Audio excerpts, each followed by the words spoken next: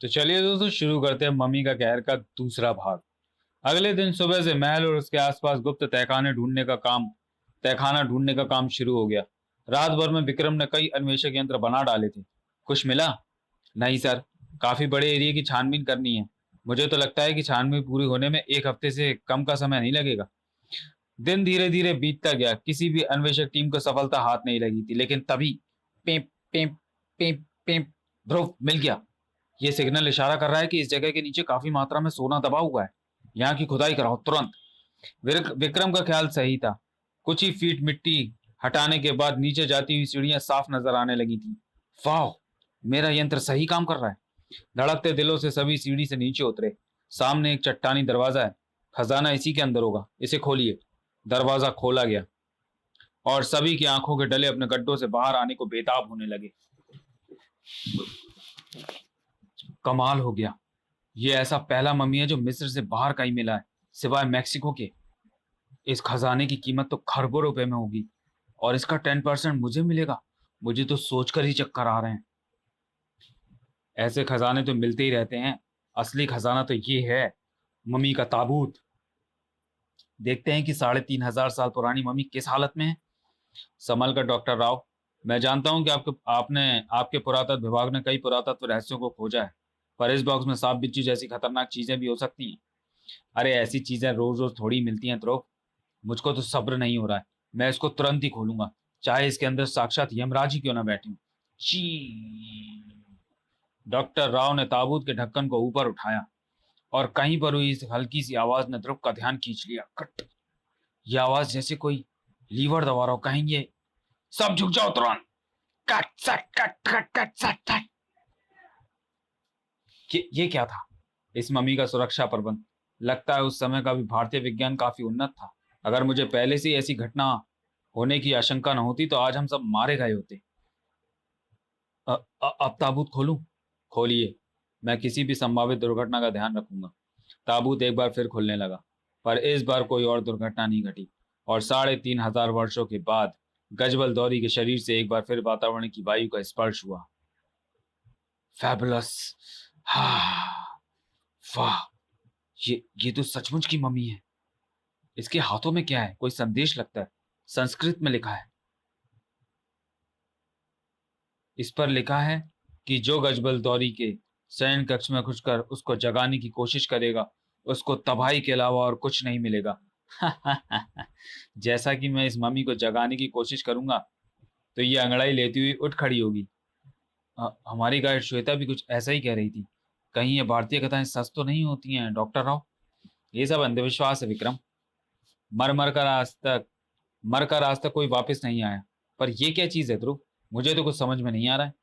मेरे ख्याल से शीशे के इस ग्लोब में रेडियम भरा है, जो अंधेरे में भी चमक कर इस कमरे को रोशन रखने के साथ साथ अपने रेडिएशन यानी रेडियोधर्मिता द्वारा इस कक्ष को बैक्टीरिया, वायरस और ऐसे अन्य सूक्ष्म जीवियों से मुक्त रखता है, ताकि वे सूक्ष्म जीवी शव को नुकसान न पहुंचा पाए।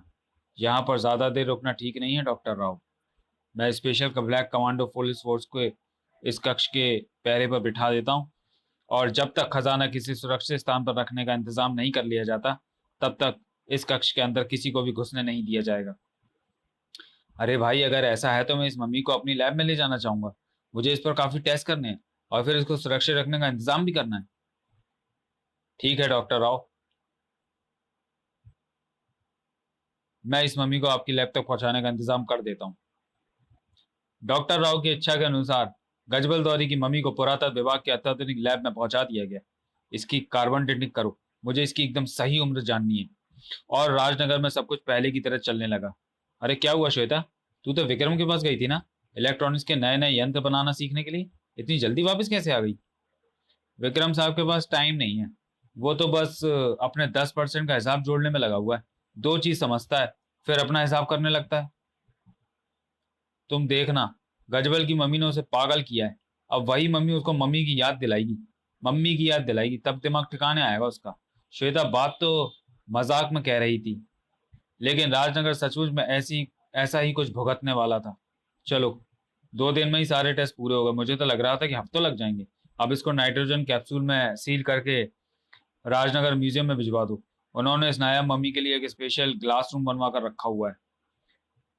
मैं कहाँ हूँ? ये कैसी जगह है? मम्मी के कमरे से ये कैसी आवाजें आ रही हैं?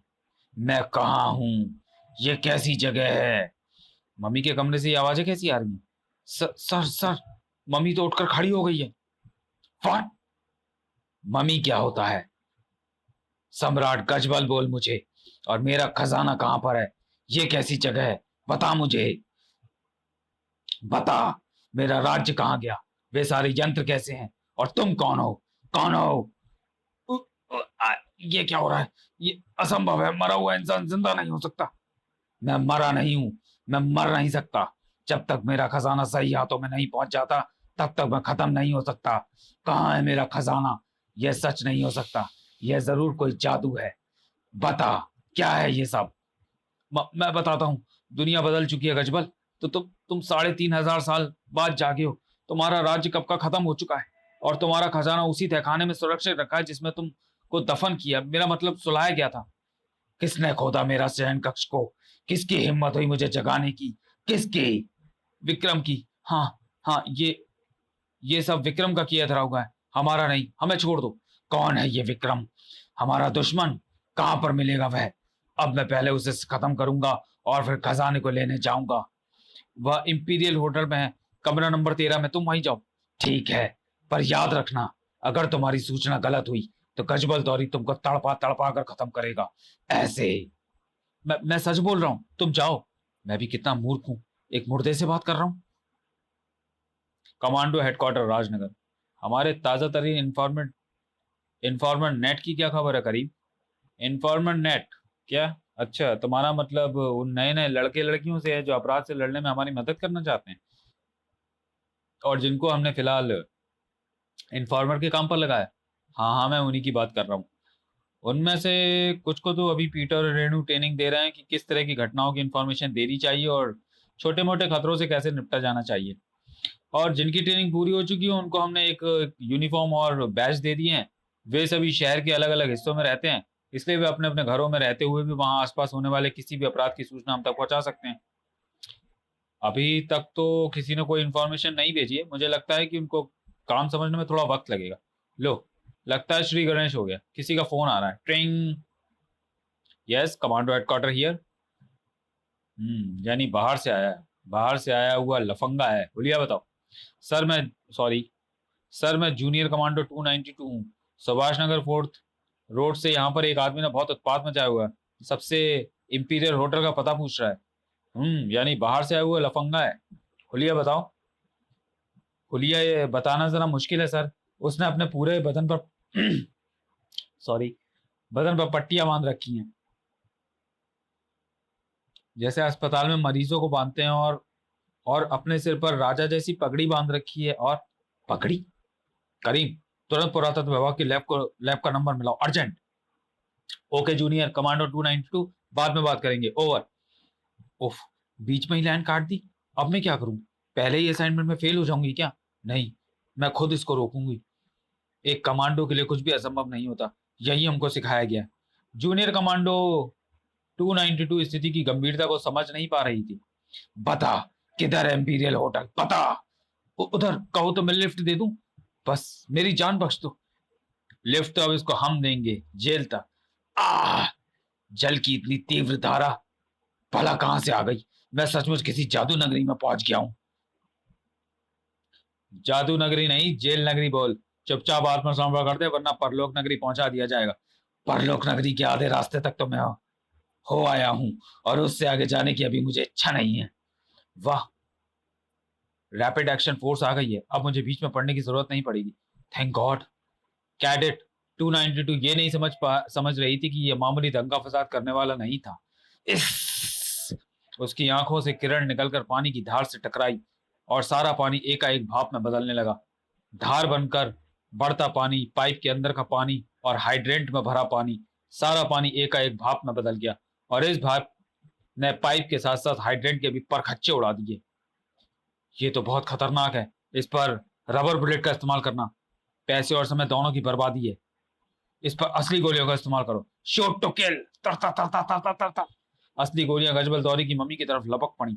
लेकिन ये कैसा हथियार है जो धमाके के साथ साथ छोटे छोटे कंकड़ फेंकता है? हमारे जमाने में तो पत्थर फेंकी जाते थे। ऐसे इन मूर्खों ने खामाखाई बीच में व्यवधान पैदा कर दिया। अब अपने मुख्य दुश्मन से निपटा जाए, विक्रम से। ओह, अब मुझे ही अपनी जान खतरे में डालनी होगी। सबसे पहले पट्टियां खोल दूं ताकि इसकी शक्ल दिख सके। पट्टियों से हाथ का स्पर्श होते ही कैडेट 282 है शायद, कैडेट 292 को एक तेज झटका लगा। उफ, अब बच्चे भी मुझ पर झपट रहे हैं, यानी किसी को राजा का खौफ ही नहीं रहा। तुमको तो ऐसा दंड मिलना चाहिए जिसे देखकर पूरी प्रजा सिहर उठे। राजा पर हमला करके राजद्रोह का अपराध किया है तूने। कैडेट 292 की सिट्टी पुट्टी गुम थी। वह हिलने तक की हिम्मत नहीं जुटा पा रही थी। अब एक ही काम बचा था, अंतिम समय में भगवान को याद कर लेने का। भगवान जी, मेरे पापों को क्षमा कर देना और मेरे कैप्टन को मत बताना कि मैं फेल हो गई। बाय भगवान जी। तुम फेल नहीं हुई कैडेट 292, बल्कि तुमने जो हिम्मत दिखाई उसे देखकर तो मैं खुद अचंभित हो गया हूं। जब बाकी सब भाग रहे हैं तो तुम इसका मुकाबला करने की सोच रही हो? वाह, अब तू कहां से आ गया? खैर, जो भी हो, दंड प्रक्रिया में व्यवधान डालने के लिए दंड तो तुझे भी भुगतना होगा। अब ये अब ये स्टाइल और डायलॉग मारना छोड़ो और ये नाटक बंद करो। ये तो मुझे पता चल गया है कि गजबल दौरी की मम्मी लैब से गायब हो गई है, पर उसको तुमने कहां पर छुपाया है और मम्मी का मेकअप करके तुम यहाँ तोड़फोड़ क्यों कर रहे हो? इसका जवाब तो तुम ही दे सकते हो। चलो फटाफट जवाब दो और शुरुआत अपने चेहरे की पट्टी हटाकर करो ताकि मैं तुम्हारा चेहरा देख सकूं। आओ, तू मेरी बेइज्जती कर रहा है लड़के। माना मेरा राज्य खत्म हो गया है, दुनिया बदल गई है, पर मैं नहीं बदला हूं। मैं राजा गजबल हूं और मेरा अपमान करने वाले जिंदा नहीं बचता। इसकी आंखों से तो ऊष्मा किरणें निकलती हैं जो भारी विनाश फैला सकती है, पर ये किरणें हैं और हर किरण की तरह इनको भी परावर्तित किया जा सकता है किसी भी चमकती सतह की मदद से। हा हा हा हा हा, तू मेरी ही किरण से मुझे घायल करेगा? कर सकता है, पर तब जब ये किरण मुझे लगे। मैं इसे अपने शरीर से टकराने नहीं दूंगा। यह किरण को अपनी तरफ वापस पलटता देखकर उसके रास्ते से हटता जा रहा है। दूसरा वार करना पड़ेगा। बड़ा खराब बड़ा खराब निशानेबाज है तू। वैसे अगर ये नेज़े मुझसे टकराते तो भी मेरा कुछ नहीं बिगड़ना था लड़के, लेकिन जब मेरी ऊष्मा किरणें तुझसे टकराएंगी तो तेरी शारीरिक संरचना जरूर बिगड़ जाएगी। मुझे इसकी मुझे इसके इसी वार का इंतजार था। मैं इसकी इस ऊष्मा किरण को अपने मेटल ब्रेसलेट द्वारा ऐसे कोण पर परावर्तित करूंगा कि यह किरण जमीन में धंसे मेरे चमत्कार स्टार ब्लेड से टकराकर और एक स्टार ब्लेड से टकराकर दूसरे स्टार ब्लेड की तरफ परावर्तित हो जाए, जो इस ऊष्मा किरण को वापस इस मम्मी की तरफ मोड़ देगा। और यह नाटकबाज इस बार से बच भी नहीं पाएगा क्योंकि इस बार किरण इसके सामने से नहीं, पीछे से आ रही है। यह तो यह इसे मारेगी तो नहीं, पर घायल जरूर कर देगी। ध्रुव मौके पर फायदा उठाकर मम्मी को दबोचने के लिए आगे लपका, लेकिन उसे बीच में ही रुक जाना पड़ा। दम! ओह, चोट लगने के बाद भी इसकी फुर्ती में कोई कमी नहीं है। मेरी फुर्ती में तू क्या कमी करेगा लड़के? हाँ, तेरी फुर्ती में कमी जरूर होने वाली है। ताक! आह! इसमें तो असाधारण शक्ति है। किसी इंसान में इतनी शक्ति नहीं हो सकती। तो फिर क्या यह सचमुच गजबल की मम्मी है? खैर, ये बाद में सोचूंगा कि यह सचमुच की मम्मी है या मम्मी का नाटक करने वाला इंसान। फिलहाल तो विक्रम को होटल से निकल जाने को कहता हूँ। डॉक्टर राव के अनुसार यह वहीं पर जा रहा है। विक्रम की जान खतरे में पड़ सकती है। हेलो करीम, तुरंत विक्रम के पास फोन करो और उसे होटल छोड़ देने के लिए कहो। हाँ, इमरजेंसी है, ओवर। अरे, ये क्या हो रहा है? एकदम से ये मम्मी झटके क्यों खा रही है? शायद अब उस पर चोट का असर हो रहा है। वह असर जो भी था, ज्यादा देर तक नहीं रहा। अरे, अब इसके शरीर से क्या निकल रहा है? यह तो धूल है। ओह! मम्मी की पट्टियों पर जमी सदियों पुरानी धूल, और इस धूल के साथ साथ एक केमिकल भी वातावरण में उड़ रहे हैं जो शायद मम्मी को सुरक्षित रखने के लिए पट्टियों पर लगाए जाते हैं। इनकी वजह से मेरी आंखों में जलन हो रही है। मैं तो आंखें खुली रख पा रहा हूं मैं ना तो आंखें खुली रख पा रहा हूँ, ना ही सांस ले पा रहा हूँ। भोज फिल्टर नोज फिल्टर का इस्तेमाल करना पड़ेगा। ध्रुव ने अपनी बेल्ट के एक खाने से नोज फिल्टर निकालकर अपनी नाक पर लगा लिया। आह, अब कुछ चैन पड़ा, लेकिन आंखों का क्या करूं? इनको तो मैं अभी भी खोल नहीं पा रहा हूं। अब तेरी आंखें कभी नहीं खुलेंगी लड़के। क्योंकि मैं उनको हमेशा के लिए बंद करने जा रहा हूँ। ध्रुव कुछ भी देख नहीं पा रहा था, इसलिए वह इस ऊष्मावार से बचने के लिए कुछ नहीं कर सकता था। लेकिन इससे पहले कि वह ऊष्मावार उसके शरीर में खिड़की खोल पाता, कोई अप्रत्याशित रूप से ध्रुव की मदद करने आ गया। आह, तुम कौन हो? सवाल तो पूछा जरूर गया था, पर जवाब ध्रुव को नहीं मिला। उस रहस्यमय व्यक्ति ने ध्रुव की आंखों पर एक फूंक सी मारी। कमाल है, मेरी आंखों की जलन खत्म हो गई। पर कैसे? क्या किया तुमने? ध्रुव को फिर कोई जवाब नहीं मिला और वह आकृति लंबे लंबे डग मारती हुई ध्रुव की आंखों से ओझल हो गई। लेकिन ध्रुव को और सोचने का वक्त नहीं मिला। तू मेरे वार से न जाने कैसे बचता जा रहा है। अपने ही धूल के कारण मैं खुद नहीं देख पाया कि इस बार तू कैसे बचा, पर इस बार तू नहीं बचेगा। मेरी कौल ध्वनि तेरे शरीर को भी धूल चटा देगी। आह, ये बात ये बहुत हाई फ्रिक्वेंसी की ध्वनि तरंगे छोड़ रहा है, और इस बार से बचने का मेरे पास कोई उपाय नहीं है, क्योंकि इस बार से ना तो उछल कूद कर का बचा जा सकता है, और ना ही कान, आंख या नाक बंद करके। मैं इस ध्वनि को सुन तो नहीं सकता, पर इनको हथौड़ों की तरह अपने शरीर से टकराते हुए महसूस जरूर कर सकता हूँ। ध्रुव को एक बार फिर जरा सी मदद की जरूरत थी, और वह मदद उसे मिल गई। टन! यह टीन की शीट, यह ध्वनि तरंगों के सीधे मेरे पास तक आने से रोक रही है। पूरी तरह तो नहीं, पर थोड़ी सी राहत जरूर मिली है। पर इस बार मेरी मदद किसने की? क्या फिर से उसी रहस्यमय व्यक्ति ने? टन! मैं रहस्यमय तो नहीं हूं। चंडिका, तुम यहाँ कैसे? ओ, नहीं पूछूंगा। पर ये टीन शीट हमको ज्यादा देर तक नहीं बचा पाएगी। इसकी आवाज बंद करने का कोई उपाय ढूंढना पड़ेगा। अब वो तुम ढूंढो, मेरे पास इतना दिमाग नहीं है। वह पब्लिक ट्रांसपोर्ट की बस, वह हमारी मदद कर सकती है। पास के पार्क से एक पाइप ढूंढो। पार्कों में पानी देने के लिए एक लंबा पाइप जरूर रहता है। मैं समझ गई तुम्हारी योजना। गजबल की मम्मी चीखती जा रही थी और ध्रुव का शरीर कांपता जा रहा था। ओह, इसके फेफड़ों में कितनी सांस भरी है। ये तो नॉन स्टॉप चीखता जा रहा है। ये पाइप आ गया। दूर कहीं घबरा घरघराहट की एक आवाज हुई। घर, और पाइप से गाढ़ा धुआं निकलने लगा, और ध्रुव ने पाइप का सही इस्तेमाल करने में एक पल भी नहीं गवाया था। चंडिका ने बस के एग्जॉस्ट पाइप से इस डोज पाइप को जोड़कर बस को स्टार्ट कर दिया है, और हर पब्लिक बस की तरह इस बस से भी तेज डीजल का धुआं निकलता है। यह इसकी तेज आवाज जरूर बंद कर देगा। और इससे पहले कि मम्मी संभल पाती, ठाक, उसके पैर जमीन से उखड़ गए। तो चलिए दोस्तों, वीडियो को यही समाप्त करते हैं और मिलते हैं मम्मी का गैर के तीसरे और अंतिम भाग में अगले वीडियो में। तब तक के लिए धन्यवाद।